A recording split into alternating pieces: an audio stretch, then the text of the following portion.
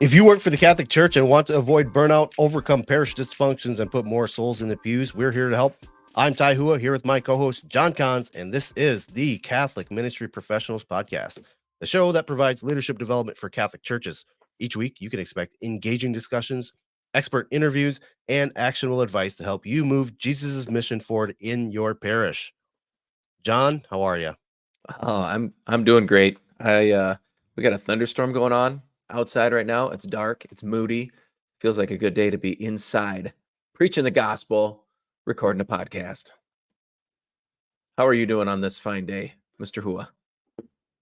I'm doing well. You know, my intro there, I literally just spat all over my screen, so it's speckled with spit. I don't know if it'll come across on the YouTube channel, which, by the way, make sure you're subscribed Well, and you you're gotta following clean along. that screen every once in a while. Give her the old spit shine. That should be just fine. Yeah, one thing, going into I don't know if this isn't in the script, but story time. I did have an aha moment that I shared with you. I'd had a discussion with somebody, and they're voicing their frustrations with me, and in the back of my mind, while listening to them vent, I said to myself, "This is why we have the Catholic Ministry Professionals podcast." This person and their wife works for the front office at a local parish. I won't say which one because that'll give it away. But they said that at least one of them has to look for a different job because it's putting a strain on their marriage. So I want our listeners to understand that this isn't just a podcast to help talk about and vent about stuff. Like, we're doing Jesus's work. And as frustrating as it is to work with people, we got to remember that there is a goal, right? We're leading more souls to heaven. And if we don't have the right systems, processes, and things that we do on a daily basis in the right order, and they're disordered, we could scare away people from working in the church. And I hate to say it, but sometimes when we do that, they leave the church. So I wanted to share that. I think it was an hour-long meeting about something else, and we talked about that something else for 10, 15 minutes, but the rest of the 50 minutes, the 45 minutes was all venting about how I'm doing everything. I don't have a team around me. My boss doesn't listen to me. I've voiced my opinions, but I don't get anything done, or I get my hand slapped because that is outside the scope of work. But the work that I'm trying to do is going to make my work easier. Like all this stuff that we talk about, John. And so it was frustrating and liberating at the same time. Frustrating in the fact that, you know, they're going through all of these things that we talk about, overcoming team dysfunctions, avoiding burnout. They're going through all of that. But liberating in the fact that it told me that what we're talking about and what we're doing, right? Because this is episode 70 for us. Thanks be to God. But there's so much left for us to do to try to get through to these local parishes. So that was my story time intro. Yeah, absolutely. Yeah, that is why we do this, is so that our Catholic ministry professionals, those in the vineyard at work, can experience more joy and success in their ministries instead of just feeling like they're awash in an ocean of ministry, just paddling by themselves. We are paddling with you. We're all headed in the same direction. And I really appreciate that. Yeah, it's good to know. It's good to hear. And we do hear feedback from listeners occasionally too that say, like, hey, this really helped me to frame this conversation with my pastor, or this really helped me to think differently about the ministry that I'm doing and how I could potentially do it better. This helped me to, you think about if it's affecting your marriage, just the level of frustration you're experiencing, the desire you have to build the kingdom, and the frustration if it's affecting your marriage. Like, you got to have a real conversation about professional boundaries, about decision-making rights. Like, what leeway do I have here? And then also, like, okay, where does this lead us if nothing changes? Absolutely. Thanks for sharing that, Ty. You bet. What do we got going on today? today, maybe a little bit of a hot button topic, maybe not, but just a really practical reality. We're going to talk about parish budgets, and um, we're going to discuss a little bit about budgeting for evangelization in our parishes. That's the goal for today, and I think it's a really practical thing. And I want to pull up just a quick scripture verse here. This is from Luke 14, chapter 28. And I know money feels like a taboo topic a lot of times in the church. We need it, we desire it. But it's essential for our ministries to function and to operate, but we don't want to talk about it. And yet, I do think it's an essential component of ministry in the 21st century. Is how does your budget look, and what does it represent? The fact that the church's main mission, the main goal of the parish, the why it functions, why it exists, is to evangelize.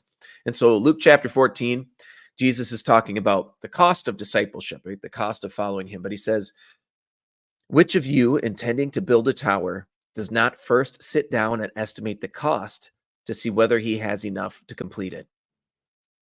Otherwise, when he has laid a foundation and is not able to finish, all who see it will begin to ridicule him, saying, this fellow began to build and was not able to finish. Or what king, going out to wage war against another king, will not sit down first and consider whether he is able with 10,000 to oppose the one who comes against him with 20,000? If he cannot, then, while the other is still far away, he sends a delegation and asks for terms of peace. Right? This is Jesus speaking into this, right? This impetus to follow him, which is all that we're about, is praying and discerning the will of God for our ministries, and then following God into that discernment, and from that discernment into the kingdom, right? Implementing his will. And what this is saying at the scripture, if we apply it to this, I think is really practical, is you need to consider, if God is calling you to do a new thing in your parish, if he's calling you to evangelize, you need to have the resources that make that possible, right? So if you look at your budget, where are the resources going? And chances are the bulk of the resources just go to keeping the lights on, right? To paying the staff. That's maintaining the building. Those are the main pieces of any parish budget. And that's essential, right? Because if we don't have a place to meet and to worship, it's hard to have a functioning church. That said, um, beyond that, where does the money go? Right? What emphasis are you putting as far as where you allocate those resources? I think that there are a lot of things that we can focus on and we can do, but if all of your money is going towards, if you want to say youth ministry is the most important part of your parish, you have to look at, okay, how many resources are allocated to making this a fully functioning operational ministry that can flourish in the world that we have today. And if you don't have any money allocated towards youth ministry, despite the fact that you say that that's a pretty important part of your ministry, if there's no resources put that direction, you're actually showing that actually our main focus is elsewhere. And I think that's okay. Maybe youth ministry isn't your first, but you have to really think about it. So what I want to walk through, though, are some particular budget items that might be worth kind of sussing out as a team, as a staff, or if you have control of your budget, to really think about some of these items as necessary, essential, or really important elements of an evangelizing parish, a parish that seeks to know God, to make him known, to identify God where we are and share him with the world, and to go outside the walls of the parish in order to bring more into the pews. How's that sound, Ty? It's going to be a touchy subject. Well, it could be, but a lot of this stuff I think is kind of practical, for sharing the message. And this is not, I'm not giving a framework telling you this is how you need to design your budget, but I do think these are some good items that reflect a budget that desires to evangelize, to win souls for the kingdom, to bring people to faith in Jesus Christ. So the first of these, and I think this is one of my favorites. It's something I usually try to advocate for when I'm working in a parish, but to simply have money allocated for weekly coffee or lunch meetings, so that you have money budgeted that you can take out and meet with parishioners. And the value of this is that it gets you out of the office. It gives you a chance to go where the people are. And it even creates opportunities to model evangelization. Now, consider the other side.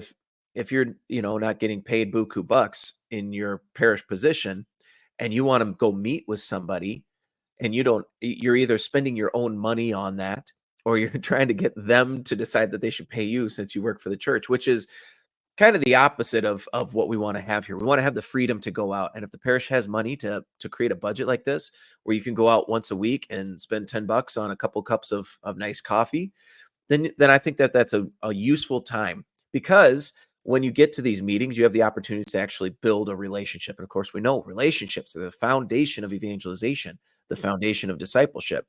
So you can form these relationships. It creates actual times that you can go and meet with people and discuss the future of the parish, the future of ministries, where they see themselves giving.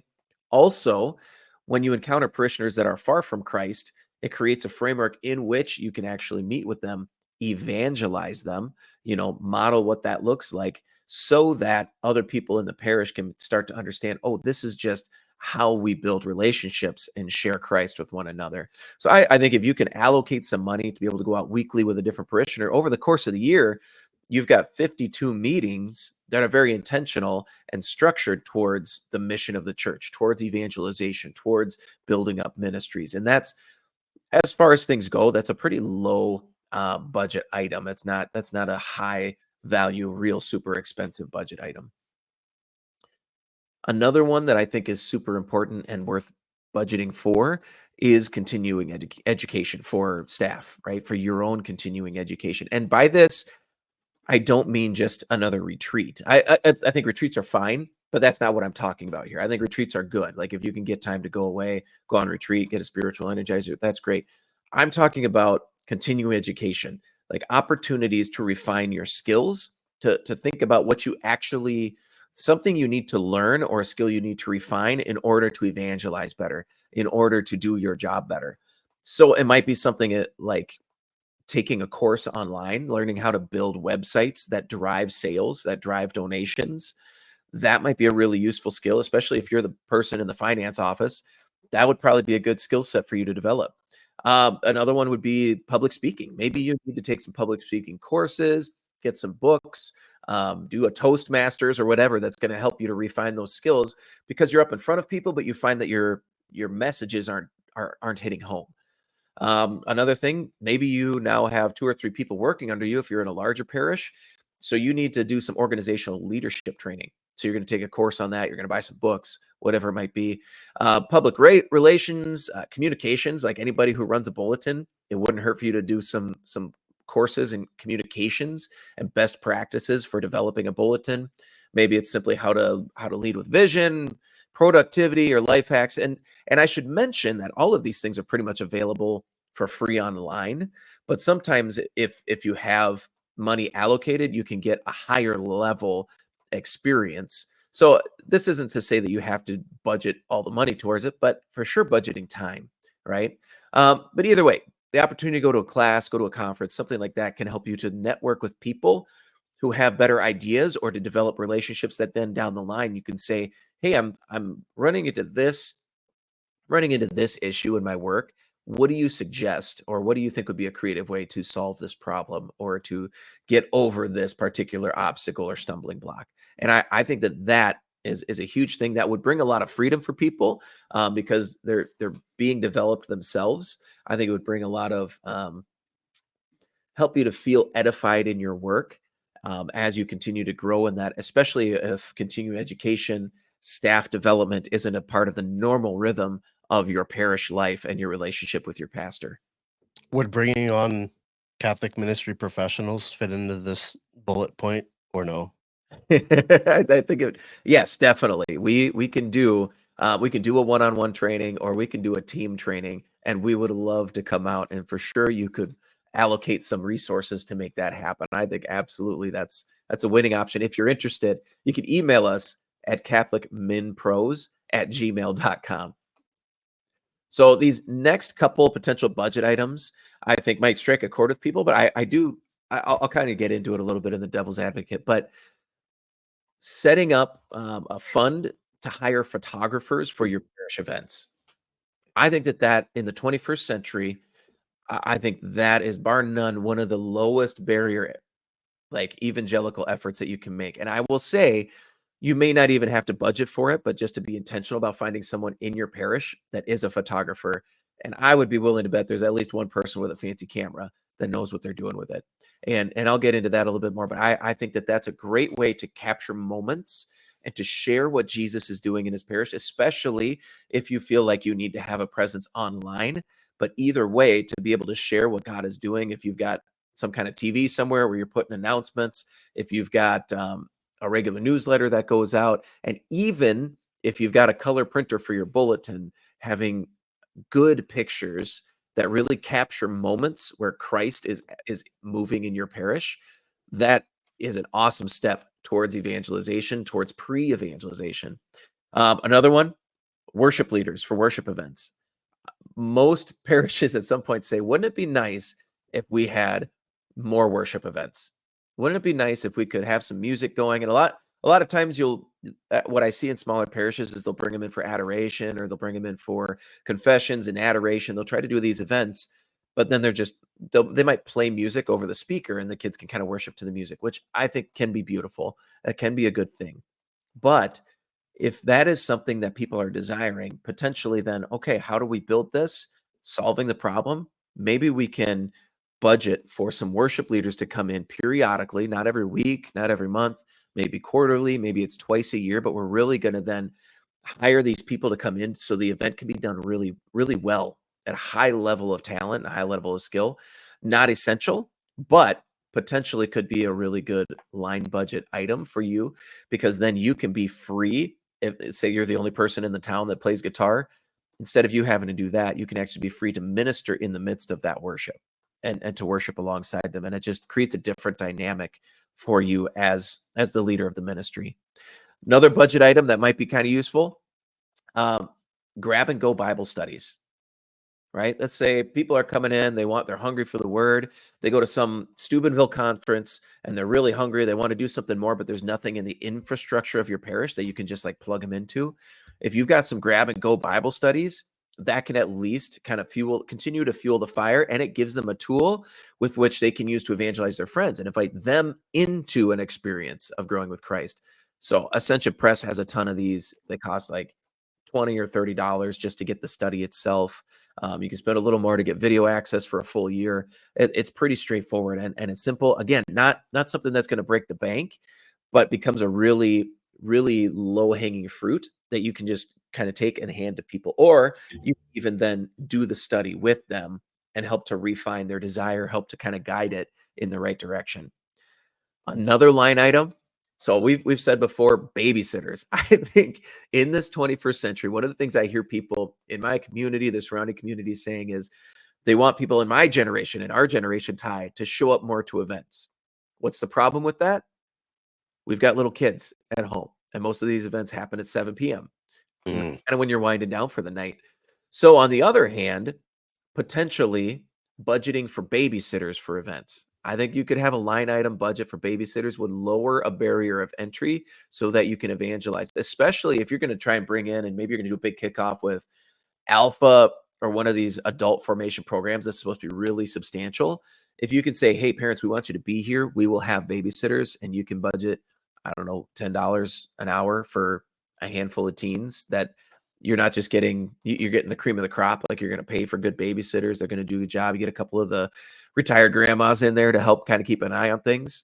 But I think if you budgeted for that, you could get it would remove that barrier of entry.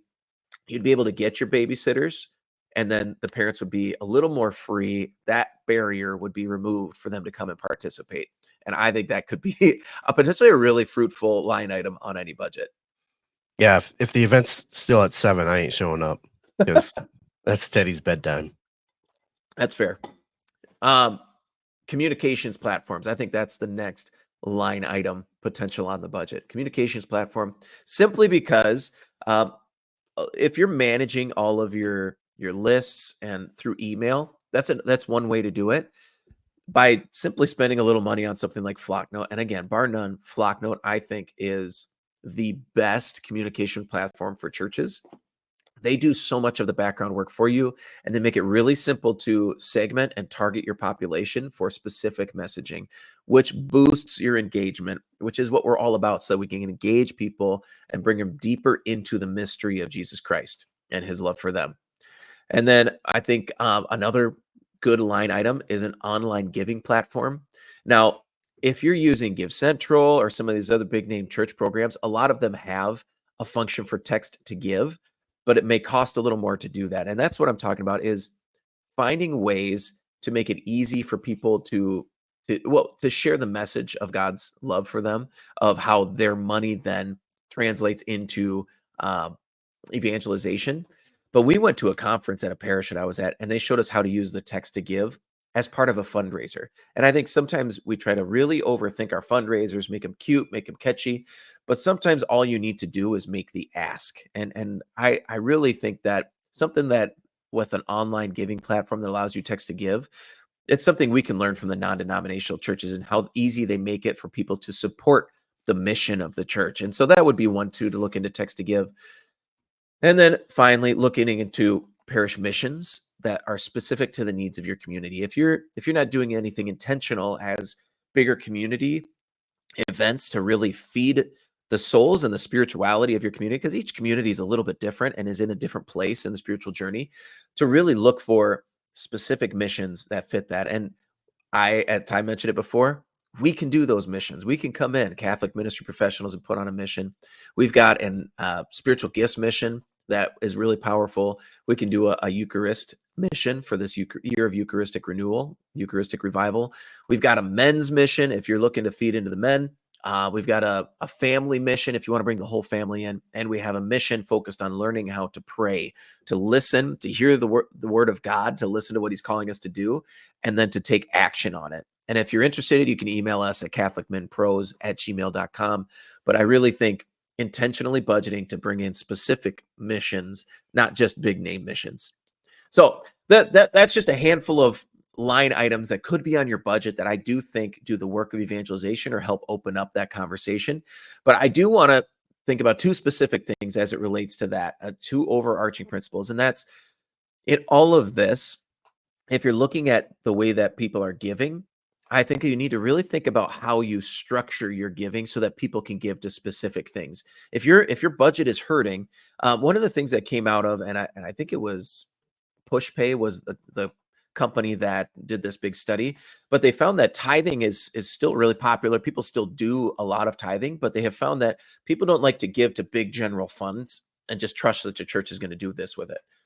What they want to do is give towards specific initiatives that they feel strongly and believe will support the mission of the church.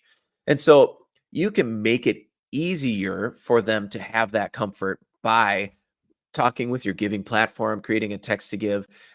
One platform that we worked with as a church, they actually could create little hubs and little text to give codes for literally any line item budget that you wanted. So people could give specifically to uh, the coffee budget for being able to bring people in and do that. People could give to specifically the photographers for events budget, the worship leaders budget.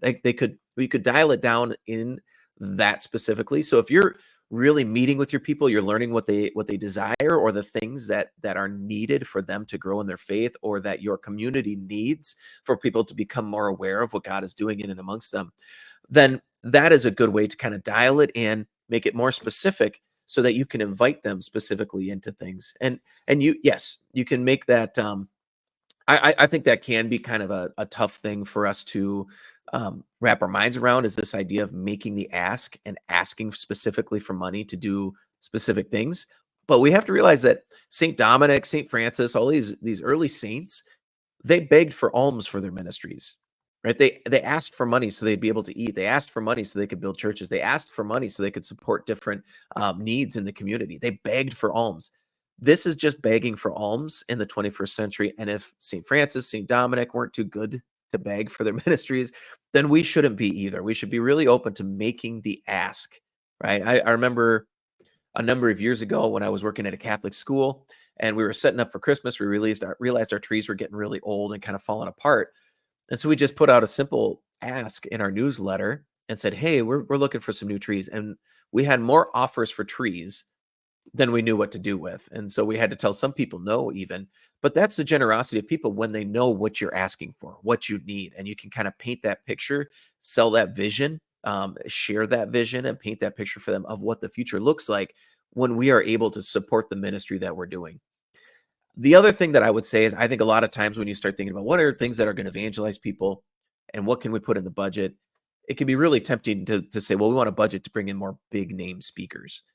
And I would caution against that, not because they're not good, but I believe without the proper infrastructure in your parish that can receive people after these events, there's not a lot for them to enter into if the event changes their life, right? And that's I see this with Jason Everett a lot, where he came in and he gave a powerful message, and teens' hearts were changed, and they were really kind of built up and really wanted to change some things.